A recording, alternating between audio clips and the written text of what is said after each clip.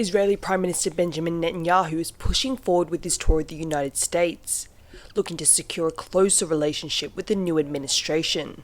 Just days after US President Donald Trump shattered decades of policy on the Middle East, proposing the US take over Gaza, Netanyahu met with defense leaders at the Pentagon before talks with Republican lawmakers at Capitol Hill, where he addressed Trump's suggestion.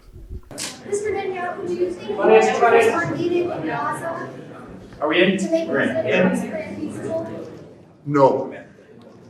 Netanyahu seconding Trump's comments on his Truth social media, where he said no soldiers by the US would be needed.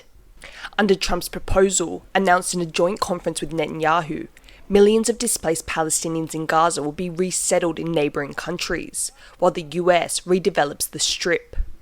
We'll own it and be responsible for dismantling all of the dangerous unexploded bombs and other weapons on the site, level the site and get rid of the destroyed buildings.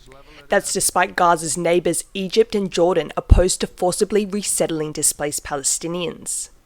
Trump's plan drew international criticism, sparking protests in the US, with rights groups condemning the proposal as ethnic cleansing.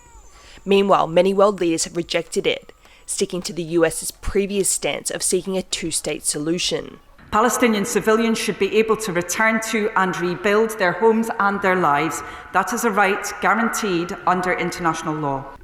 As the legality of Trump's proposal is questioned, Trump has targeted the International Criminal Court with an executive order, implementing financial sanctions and visa restrictions on ICC officials and their families for probes targeting the US and its allies, including Israel. It comes as protesters pushed for Netanyahu's arrest while in the US, as he's wanted by the International Criminal Court for war crimes in Gaza.